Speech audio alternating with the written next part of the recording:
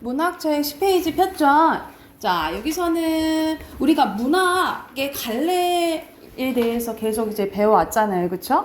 우리가 중등에서 했던 것도 그대로 이제 고등으로 나온다고 생각하시면 되고, 여러분이 배웠던 이제 이론에서 더욱더 좀 심화되고 좀 추가된다라고 생각을 하시면 돼요. 여러분, 우리 문학의 갈래는 뭐가 있죠? 소설, 소설, 시, 시나리오. 맞아. 시나리오 어디에 속하지? 희곡. 희곡은 다른데요? 시, 소설, 그리고 또 뭐 있지? 그렇지. 에세이. 그게 또 에세이. 그래. 에세이가 에세이, 수필 이렇게 네 가지죠, 그렇죠? 근데 여기서 이제 맨 처음에 우리 보통 나오는 게 시지. 그래서 맨 앞에 여기 운문문학이라고 나와 있잖아요, 그죠? 우리가 시를 운문이라고도 합니다. 왜? 무엇이? 그렇지, 운율이 있으니까. 그래서 오늘 할 부분은 이제 시에 대해서 쭉 할 건데요. 여러분이 지금 중등 이제 과정에서는 교과서에서 보통 배운 시 내에서만 이제 시험이 출제가 되잖아요, 그렇죠? 이제 고등 가서는 모르는 시들이 나와요. 여러분 모르는 시, 새롭게 보는 시들을 보고 이제 해석하는 이제 문제가 요구가 됩니다. 그래서 여러분이 이거 안 배웠는데 라고 이제 할 수가 없어. 이제 어떤 게 작품이 나오더라도 처음 본 작품이라도 보고 해석하고 이제 문제를 풀 줄 알아야 된다는 거죠. 그래서 여러분이 중등 때 이론을 확실히 해놓고 이제 문학 작품을 많이 봐두는 게 좋겠죠, 그렇지? 그래서 여기서도 그러한 게 과정을 이제 거칠 거예요. 자, 맨 처음에 우리가 시를 봤을 때 가장 먼저 확인해야 될 게 시적 화자. 시적 화자는 시 속에서 말하는 이죠. 그래서 시인의 생각이나 정서, 입장 등을 전달하는 허구적인 대리인이라고 보시면 돼요. 그래서 시적 화자라고 보통 얘기하긴 하지만 같은 말도 있어요. 우리가 시인이 만든 또 다른 나인 거예요, 그렇지? 그래서 같은 말로 시적 자라고도 하고, 보통 시가 다 그런 건 아니지만 보통 감정에 대해서 이제 얘기를 하거든요. 그래서 또 다른 서정적 자 이렇게 얘기하기도 해요. 감정에 대해서 노래해서. 그래서 시적 화자는 같은 말로 뭐라고도 한다고? 시적 자, 서정적 자라고도 하고요. 이 시적 화자의 역할의 기능이라 보시면 되겠죠. 기능은 시 속에서 펼쳐지는 상황을 묘사해 주고요. 그리고 시인이 설정한 시 속의 상황이나 등장하는 이에 대한 정보를 전달합니다. 나 이러고 있어. 나 이런 생각이야. 이런 것들 다 얘기해 준다 이 말이야. 그리고 시인의 내면 세계를 효과적으로 드러내 줍니다. 이게 시적 화자의 기능, 고로 역할이라고 생각하시면 되고요. 자, 유형입니다. 종류라고 생각하시면 되겠죠. 우리가 보통 나, 우리 이런 식으로 드러나는데 이런 식으로 겉으로 드러난다. 이렇게 직접적으로 드러난다. 그러면 표면적 화자라고 보시면 되고, 표면적 화자. 아예 말하는 사람을 지칭하는 게 없을 수도 있어요. 그럼 이건 숨겨져 있다, 드러나 있지 않다 해서 이면적 화자라고 하고요. 이면적 화자. 그리고 여기서는 객관화된 화자가 나오는데, 이건 예시 한번 봐볼게. 자, 예시 한번 보면은 시를 믿고 어떻게 살아가야 하나, 30 먹은 사내가 잠을 못 잔대. 여기서는 사내에 대해서 얘기할 수는 있지만 이 사내가 고로 누구인 거야? 나인 거야, 그치? 나를 타인처럼 또 다른 다른 사람처럼 표현한 게 객관화된 화자라고 생각을 하시면 돼요. 그래서 화자의 종류는 크게 세 가지 나와 있네. 어떻게? 겉으로 드러나면 표면적, 숨겨져 있으면 안 드러나면 이면적, 그리고 제3자로 표현하면 객관화된 화자, 이렇게 생각을 하시면 되고요. 자, 그래서 먼저 시를 볼 때는 시적 화자가 누군지 확인을 해야 되고, 그 다음에 무엇에 대해서 얘기하는지를 봐야겠죠. 그게 시적 대상이에요. 시적 대상은 시 속에서 드러나는 화자 외에 사람이라든지 사물, 자연물, 상황 또는 화자의 말을 들어주는 시적 청자도 될 수 있는데, 말 그대로 말하는 대상, 뭐에 대해서 얘기하는지 그거에 대한 걸 이제 먼저 파악을 해야 되고, 그 다음에 지금 어떤 처지에 놓여져 있는지, 시적 상황을 파악을 해야 돼요. 시적 화자나 시적 대상이 처한 형편, 분위기 정황을 시적 상황이라고 하는데 여기서는 내적 상황과 외적 상황으로 나뉘어져 있잖아요. 근데 굳이 이렇게 외울 필요 없고 그냥 화자가 어떤 처지에 처해 있는지 그러니까 시적 상황을 파악해야 된다. 이 정도만 알고 계시면 될 것 같아요. 그리고 시적 정서는 말 그대로 감정에 대해라고 생각하시면 됩니다. 시적 화자가 시적 대상이나 상황이 느끼는 다양한 감정이나 생각을 시적 정서라고 해요. 그래서 여기서 이 페이지에서 나오는 건 우리가 시를 봤을 때 파악해야 되는 것들에서 나와. 자, 뭐 나와요? 시적 화자 파악해야 되고 시적 대상, 시적 상황, 시적 정서 봐야 돼요. 그래서 그걸 파악하는 예시가 옆에 나와 있는데 같이 한번 봐봅시다. 김영랑의 내 마음 아시리가 일부분 나와 있어요. 네 나왔지. 내가 누구야? 나라는 시적 화자죠. 시적 화자가 직접적으로 드러나 있는 거지.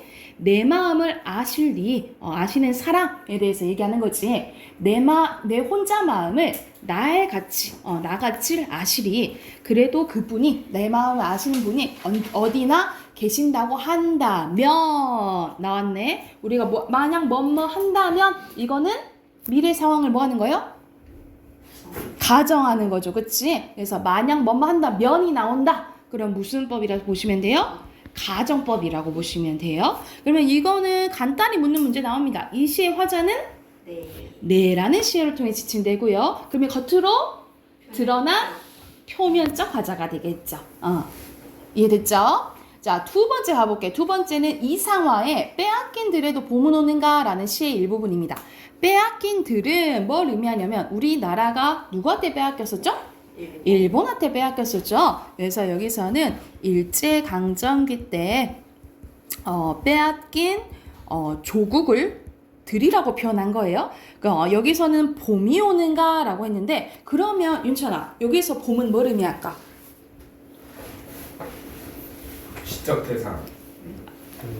아니 여기서는 시적 상황. 진짜 아니고 너 왜 멍 때리고 있냐고. 자, 빼앗긴 들이 우리나라라고 하면 봄은 우리가 보통 긍정적인 희망적인 것을 말하잖아. 그치? 그럼 이 빼앗긴 것에서 벗어나는 조국의 광복을 의미하겠죠. 그쵸? 조국 광복을 의미하는 거야. 그러면은 자, 일시 보면 지금은 남의 땅이 돼버렸어. 빼앗긴 들에도 봄이 오겠는가? 라고 나와 있네요. 나는 시적 화자 또 직접적으로 드러나 있고 온몸의 햇살을 받고 푸른 하늘, 푸른 들을 맞붙는 곳으로 자 이렇게 색깔 나오면 시각적 심상이에요. 가르마 같은 뭐뭐 같은 나왔네. 무슨 법? 지규법. 그렇지. 지규법. 가르마 같은 농길을 따라 꿈을 가듯 나는 걸어간다. 왜? 봄이 올 때까지 난 걸어간다 라는 약간 의지적인 것도 드러나겠죠. 그쵸? 그러면 이 시의 화자는 나로 표면적 화자입니까? 드러나죠. 그쵸? 근데 자, 이 시는 산업화로 인해 고통받고 있어요. 산업화는 보통 1960, 70년대 이렇게 생각하시면 되겠죠. 근데 여기서는 일제 강점기라 했잖아요. 그치? 사실 이 시만 보고는 사실 파악하기 어려워. 그쵸? 근데 우리는 뭐도 봐야 되냐면 이 시인이 살았던 시대. 이것도 봐야 되겠지. 그치? 그랬을 봤을 때는 이제 강점기니까 아니겠죠. 그죠? 자, 그리고 마지막엔 유명한 윤동주의 서시가 나왔는데 윤동주도 어느 시대 사람? 일제강점기 때 사람. 그치? 자, 죽는 날까지 하늘을 우러러 한 점 부끄러움이 없기를. 난 부끄러움이 없는 삶을 살았으면 좋겠다라고 바라는 거예요. 여기서 하늘은 내가 부끄러운지 아닌지를 판단해주는 기준이 된다라고 보시면 돼요. 그래서 여기서 하늘은 윤리적 판단의 기준이 된다라고 보시면 돼요. 그래서 나는 부끄러움 없는 삶을 살았으면 좋겠어. 잎새 이는 바람에도 나는 시적 화자 또 직접적으로 나타나 있네요. 그쵸? 괴로워했대. 그래서 여기서는 윤동주는 전체적으로 어떤 시를 많이 썼다 했어요. 되게 반성하고 성찰하는 거. 왜냐면 일제강점기 때 윤동주의 직업은 뭐야? 시인이잖아. 그치? 나라가 이 꼴인데 내가 할 수밖에 없는 게 시 쓰는 거밖에 없다. 이거에 대해서 되게 부끄러워하고 반성하는 시를 많이 쓴 사람이라고 생각하시면 돼요. 그러면 여기서는 화자는 부끄러움 없는 삶을 바라고 있는 거야. 바라는 걸 단어로 해봐요. 바라는 거. 그렇지. 소망하고 있고. 자, 하늘 우러러 자신의 삶을 돌아보는. 지금은 얘가 이러고 있는 거잖아. 시적 화자가 이러고 있잖아. 그러면 옆에 시적 대상, 상황, 정서 중에 뭘까? 예상. 정서. 하고 있잖아. 상황. 상황이에요. 상황. 이해됐을까요? 그러면 추가적으로 뒤로 넘겨보면 자, 두 가지 더 나와요. 자, 우리가 파악해야 되는 게 화자의 태도도 봐야 됩니다. 태도. 자, 시적 화자가 자신의 처해 있는 상황이나 바라보는 대상에 대해서 보이는 심리적인 자세나 대응 방식을 화자의 태도라고 하는데, 자, 대표적인 예시들이 나와 있어요. 자, 반성이랑 뭐랑 비슷하지? 성찰이랑 비슷하죠, 그쵸? 반성이랑 성찰 비슷하고, 여러분 관조 봐볼게. 관조는 자, 관이 볼관자라고 생각하시면 돼요. 그래서 한 발 떨어진 상태로 고요한 마음으로 관찰하거나 비추어 보는 것, 뭐에 대해서 이제 지켜보거나 생각하는 것을 관조적이라고 생각하시면 돼요. 그리고 비판은 옳고 그름 판단한 거, 이거 잘못됐지 라고 얘기를 하는 거. 그리고 의지는 어떠한 일을 마음대로 마음먹은 바대로 이루고자 하는 거. 저항은 힘이나 압력이 굴하지 않고 맞서는 거. 여기서 냉소 봐볼게. 냉소는 비웃는 거라고 생각하시면 돼요. 근데 어떤 것에 대해 비웃는 거? 약간 부정적인 것에 대해서, 약간 비판적인 대상에 대해서 비웃는 것을 냉소적이라고 하고, 차갑게 웃는 거야. 근데 나에 대해서 비웃어. 이 마음에 들지 않은 상황인데도 난 이렇게 못하네? 하면서 나에 대해서 비웃으면 자조적이라고 보시면 돼요. 여기서는 여기 자자 스스로 자자야. 스스로 자기 스스로 비웃으면 자조적이라고 보시면 됩니다. 그리고 달관은 너무 어딘가에 집착하지 않고 이제 초월한 거, 벗어난 걸 생각하는데, 사소한 사물이나 일에 얽매이지 않고 넓고 큰 지혜나 인생관에 다다른 이른 것을 얘기한다라고 보시면 되고요. 자연 친화는 말 그대로 자연을 좋아하는 거라고 생각하시면 되겠죠. 예찬 봐볼게. 예찬은 우와 너 너무 좋다, 너 너무 훌륭해 라고 찬양하고 막 치켜 세우는 것을 예찬적이라고 하고요. 체념은 뭐야? 포기하는 거, 그치? 단념하는 거라고 생각하시면 돼요. 이게 대표적인 태도라고 생각하시면 되고, 자, 밑에는 화자의 어조입니다. 어조는 말투라고 생각하시면 돼요.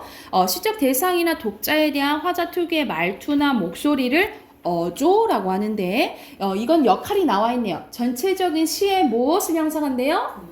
분위기를 형성해 주고요. 주제를 효과적으로 형상화해 줍니다. 여러분, 시에서는 이제 형상화라는 단어가 많이 나오거든요. 여기서 형상화는 눈에 보이게끔, 그렇지? 눈에 보이게끔 표현하는 게 형상화예요. 그리고 이 어조를 통해서 시적 화자에 뭐를 할 수 있대요? 정서와 태도를 할 수가 있다라고 보시면 됩니다. 그래서 밑에는 청자의 설정 유무에 따라서 혼잣말하면 도백제, 이렇게 도백제 주고받으면 뭐 대화체라고 생각하시면 되겠죠. 그래서 여기서는 전반적으로 우리가 시를 읽었을 때 무엇을 파악해야 되는지에 대해서 나와. 앞에 뭐 있었어요? 가장 먼저 시적 화자 봐야 되고, 시적 대상, 시적 상황, 시적 정서, 여기서 배운 건 화자의 태도와 어조, 여기까지 파악해야 된다라고 생각하시면 돼요. 이해됐을까요? 이것도 옆에 파악하는 문제 한번 봐볼게요. 여기서는 김수영의 사령인데, 이건 조금 심오한 시예요. 조금 이제 어렵긴 한데, 이제 간단하게 선생님이 얘기해주면, 그대의 정의도, 그대가 말하는 정의인 거야. 저스티스 얘기 한번 보시면 되겠죠? 우리들의 섬세함, 행동이 죽음에서 나오는 이 욕된 교회에서는 어제도 오늘도 내일도 마음에 들지 않아라. 여기서는 뭔 말인지 하고 싶지만 그대는 정의를 말하는데 그런 것 같지 않다 이 말이야. 그래서 나는 이 상황이 마음에 들어 안 들어? 마음에 안 든다라고 얘기를 하는 거예요. 그대는 반짝거리면서 하늘 아래 간간히 뭐에 대해서 얘기하는데?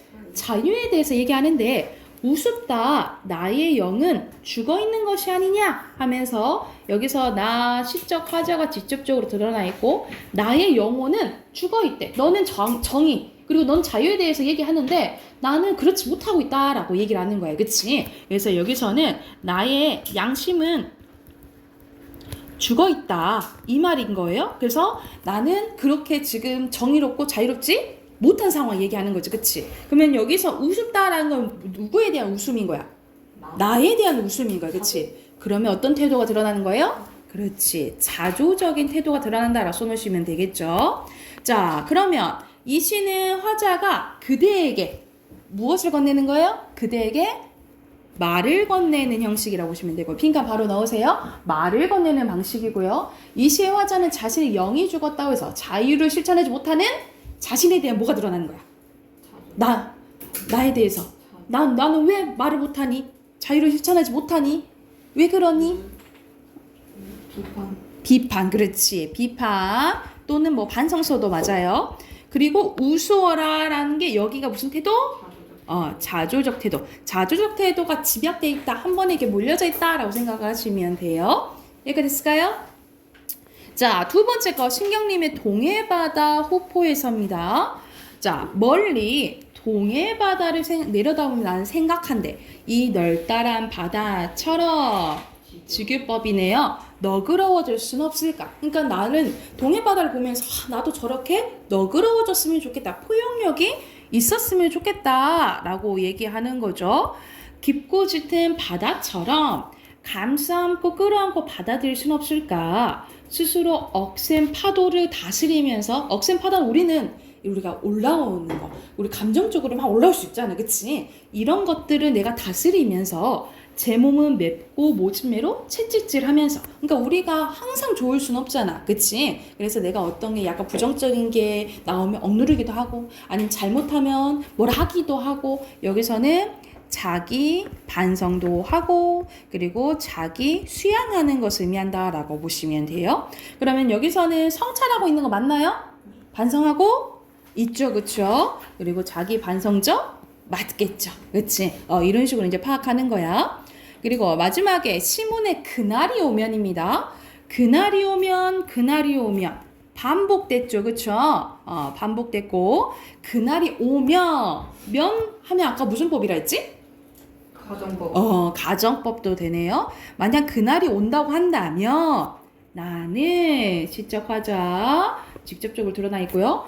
밤하늘에 나르는 까마귀 같이, 나는인데 이렇게 나왔죠? 까마귀 같이 직유법. 종로의 인경을 머리로 들이받아 울릴 거래. 내가 그날이 오기만 한다면 나는 저 까마귀처럼 내 머리를 쳐서라도 종을 울릴 거다라는 거야. 와, 그날이 왔어요 하고 종을 울릴 거래. 두개골은 깨어져 산산조각이 나도 기뻐서 죽사옴에 오히려 한이 남으려일까? 남는다 안 남는다?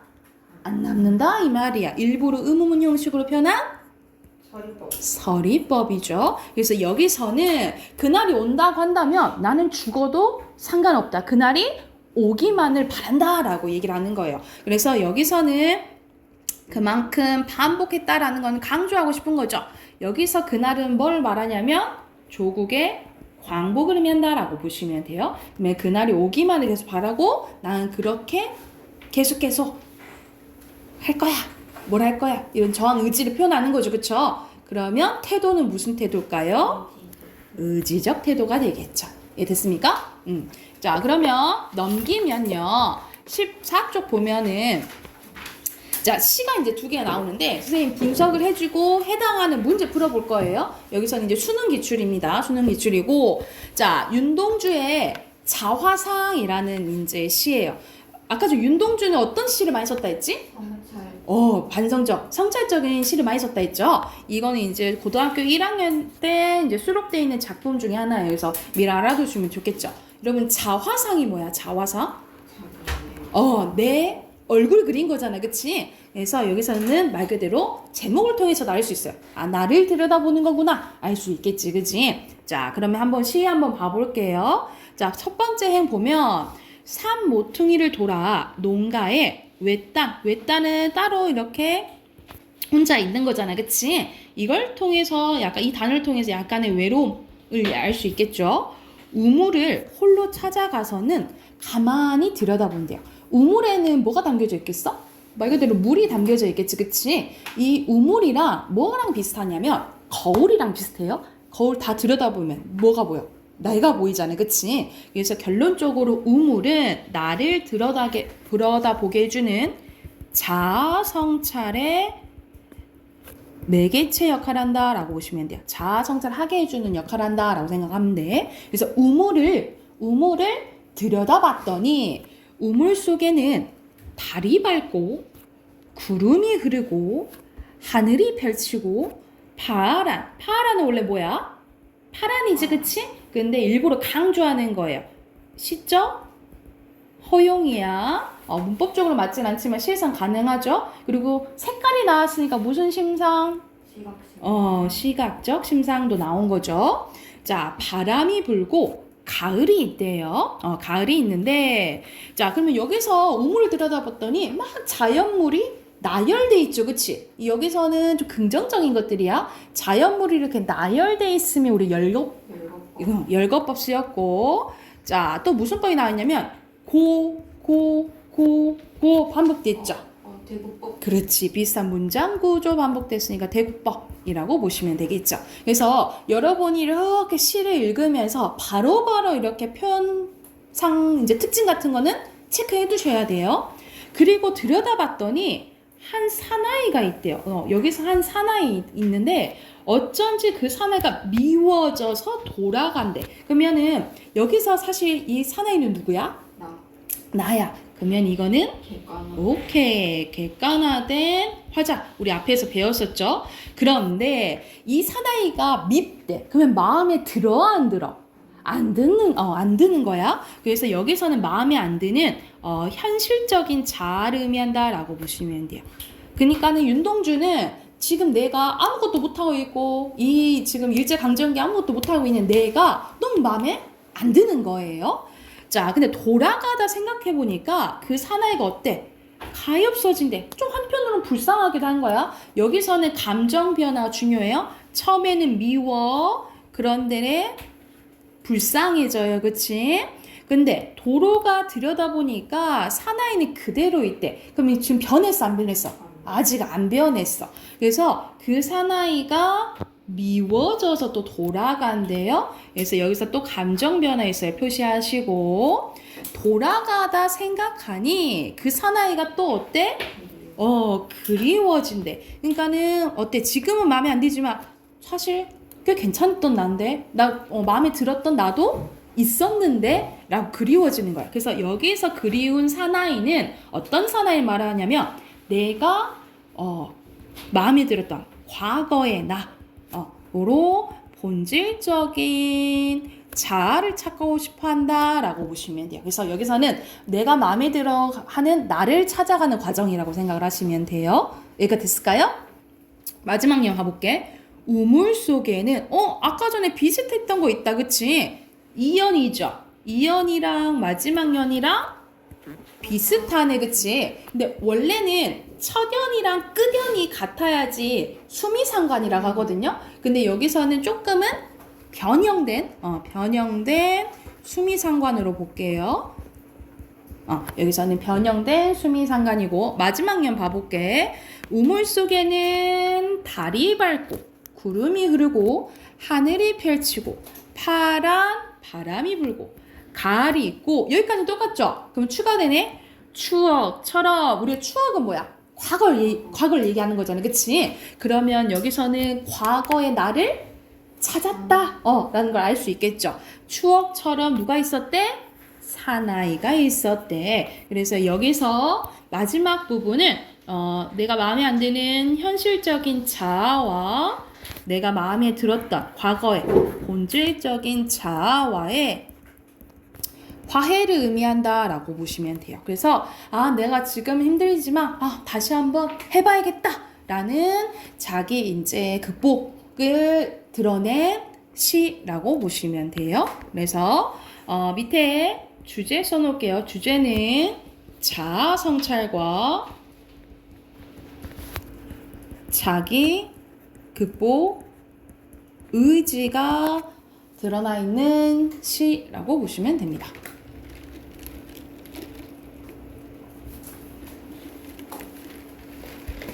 자, 주제까지 썼으면 옆에 세 문제 있죠? 세 문제 바로 풀고 답 확인해 볼게요.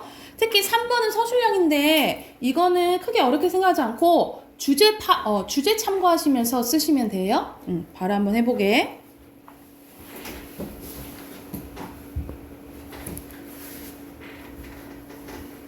자, 1번에 답 확인해 볼게요. 1번에는 나를 찾는 거잖아, 그치?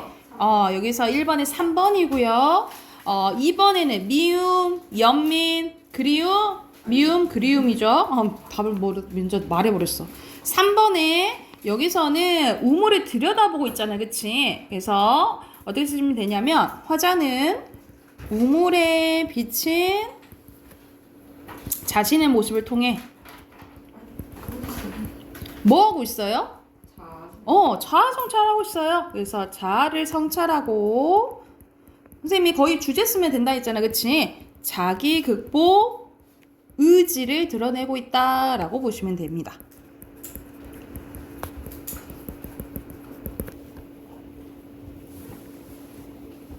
여기까지 됐을까요? 자, 그러면 옆에 있는 시 또 하나 더 봐볼게요. 자, 여기서 6번 같이 여러분, 6번 같이 이렇게 보기가 있잖아요. 여러분 이런 나 이런 문제 나오면은 시 안 보고 뭐? 시 먼저 보고 푸는데. 서술이요. 자, 여기서 여러분 보기 같은 거 있잖아요. 보기 같은 게 나오잖아? 그러면 먼저 보기를 보고 시를 보셔야 돼요. 소설도 마찬가지야. 소설도 이런 보기가 나오거든요. 보기를 보고 그 다음에 이제 작품을 봐야지 더 이제 이해하기가 쉬워요. 왜 그러냐면 보기에 거의 이 작품의 주제가 나와요. 주제가 나오기 때문에 봐볼까? 자, 여기서는 이게 창작된 게 몇 년도래요? 1900? 우리 1980년대 하면 뭐 기억나? 사회 노새 두 마리. 오케이. 노새 두 마리는 70년대요. 아니, 분은 더 후예요. 1990년대. 아니 미쳤네. 그렇지. 독재 정권 생각하시면 돼요. 독재 정권 생각하시면 돼요. 그러면 우리가 독재 정권 때 우리가 바라는 게 뭐야? 그 독재 정권에서 벗어나는 거, 그치? 그래서 여기서 이 시는 겉으로 보면 그냥 연애시 같아. 연애시지만 이면에는 진정한 자유와 민주주의에 대한 갈망이 드러납니다. 이게 주제라고 생각하시면 돼요. 일행에 네가 오기로 한을 통해서 시적하지 않은 진정한 민주주의가 올 것이라는 긍정적인 확신을 드러내고 있고요. 그것은 역사에 대한 긍정적인 믿음이라도 해도 좋을 거다. 그래서 여기에서 주제가 나오죠. 그래서 이것을 참고하면서 시를 보면 돼요. 시 바로 봐볼게. 자, 네가 오기로 한 그 자리에, 네가 오기로 했대. 여기서 너는 그냥 사람일 수도 있지만 우리는 지금 주제를 봤잖아, 그치? 그러면 여기서 너는 뭔 거예요? 전두환? 전두환이 아니고 너를 기다리잖아. 그렇지. 민주주의 자유를 의미하겠죠. 자, 네가 오기로 한 그 자리에 내가 시적 화자가 또 여기서도 직접적으로 드러나 있고요. 내가 미리가 너를 기다리는 동안 다가오는 모든 발자국은 내 가슴에 쿵쿵거린대요. 여기서는 의성어 쓰였죠. 그래서 청각적 심상 쓰였다라고 보시면 되고, 그대가 온다고? 막 이제 두근두근 하는 거야. 바스락거리는 여기도 청각이죠. 나뭇잎 하나도 다 내게 온대. 기다려본 적이 있는 사람은 안다. 다들 기다려봤지? 그럼 내 마음 알 거야. 라고 얘기를 하는 거야. 그래서 여기서는 어떤 이제 경험을 제시하면서 너도 이래봤지? 하는, 그렇지. 독자의 공감대 형성을, 유도를 하는 부분이라고 보시면 돼요. 그래서 세상에서 기다리는 이처럼 가슴 예리는 일이 있을까? 이건 뭐야? 세상에서 기다리는 이처럼 가슴 예리는 일은 또 없다라고 얘기를 하는 거죠. 일부러 의문 형식으로 표현한 서리법 쓰였고요. 네가 오기로 한 그 자리, 내가 미리 와 있는 이곳에서 문을 열고 있는 모든 사람이 너였다가 너일 것이었다가 그댄가? 띠링 그댄가? 띠링 그댄가? 이렇게 쳐다보는 거야, 그치? 엄청 지금 기대하고 있는 거예요, 그죠? 그런데 다시 문이 닫힌대. 그대가 지금 왔어, 안 왔어? 아직 안 왔어. 그래서 여기서는 기대감에서 절망감으로 바뀐 부분이라고 보시면 돼요. 아직 안 온 거야. 사랑하는 이여 하고 부르네. 오지 않는 너를 기다리면 네가 안 와? 그러면 내가 너에게 간대요. 아주 먼 데서, 이 먼다라는 것은 공간적인 거리감을 나타내는 거고, 나는 너희 가고 아주 오랜 세월, 이거는 시간적인 거리감을 나타낸다라고 보시면 돼요. 오랜 세월 다요. 너는 지금 오고 있대. 그러니까 지금 아직 안 오긴 하지만 오고 있다라는 긍정적인 확신은 갖고 있어요. 그치? 그대가 오고 있다는. 아주 먼 데서 지금도 천천히 오고 있는 너를 어이?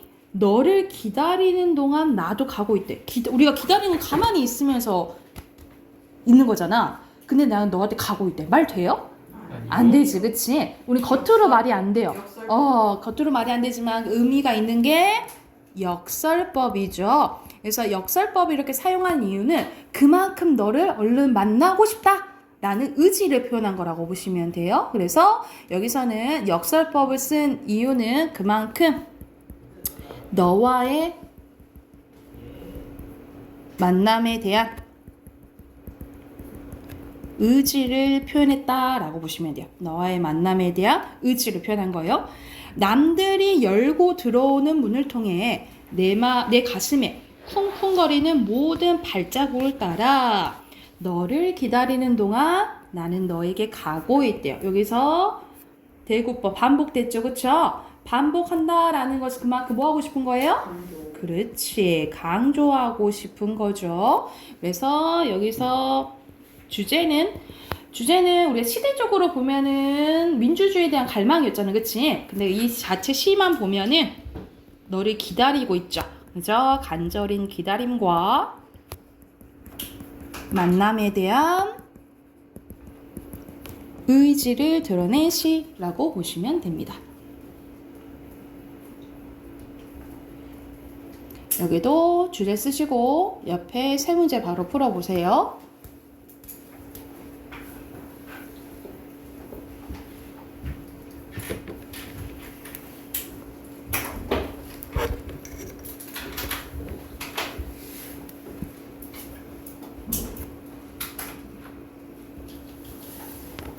그걸 하는지 한번 볼까? 자, 답 확인해 볼게요. 여기서는 지금 사랑한 사람을 기다리고 있죠. 1번이고요. 자, 5번에 알맞지 않은 거 여기서는 4번이죠. 여기서는 대화 아니고 혼자 말하고 있지, 그치? 그리고 6번에 선생님 문제 잘 보라 했잖아. 3번입니다. 여기까지는 기대감 맞아요. 근데 여기 뒤까지 봐야지. 절망감은 바뀐다 했죠? 이 부분이라고 보시면 되고. 2번은 가슴 애리는 거는 아픈 거, 힘든 거잖아. 그러니까 민주주의가 오는 데는 조금은 쉽지는 않다는 소리라고 생각하시면 되겠죠? 자, 독서 꺼내세요. 독서도 10페이지입니다.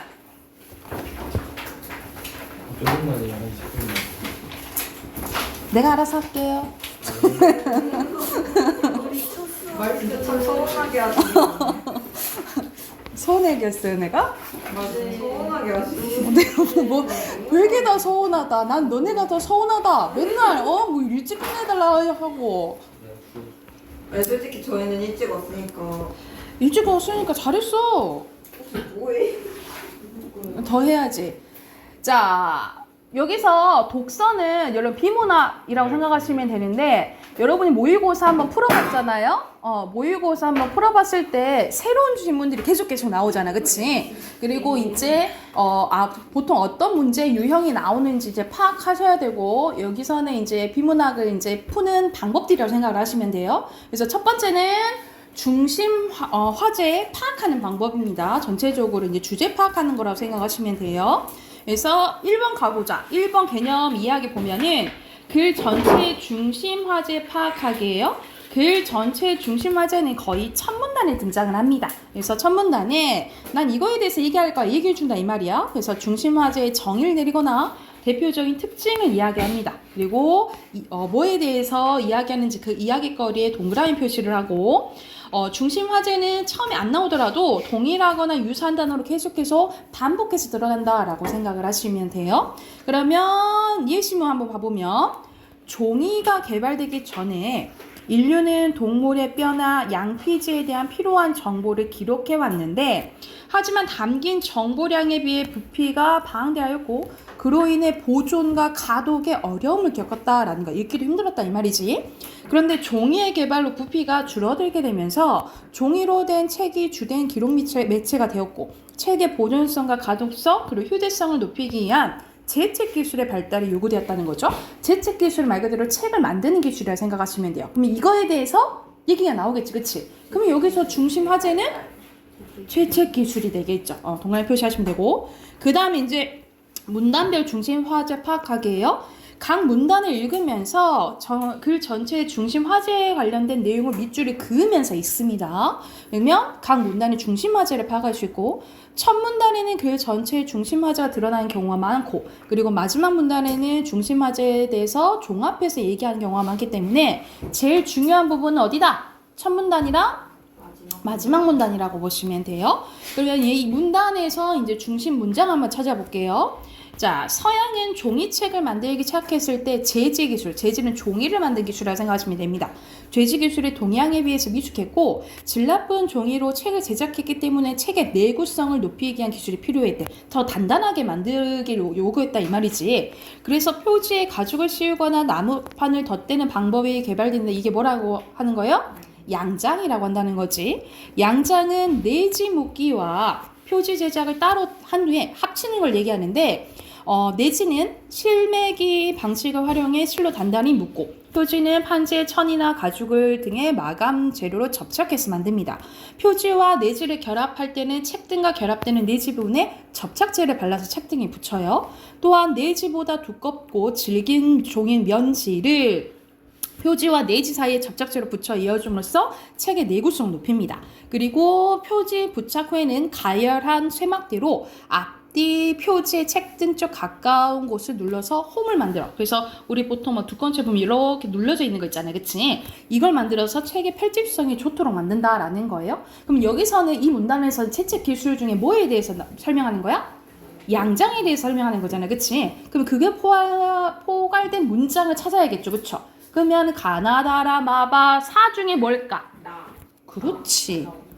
나라고 보시면 되겠죠. 자, 이제 문단을 넘어서 이제 글 전체적으로 갑니다. 오른쪽 가보면 글의 주제 파악하기입니다.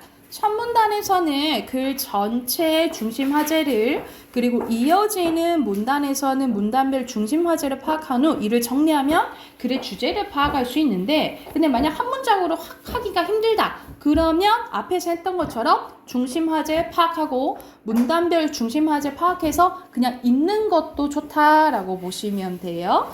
자, 그러면 여기서는 글이 나와 있는데 1문단, 2문단 우리가 방금 앞에서 읽었던 부분이고 3문단 봐볼게요. 자, 20세기 중반에는 화학 접착제가 개발되면서 무선철이라는 채책 기술이 등장했대요.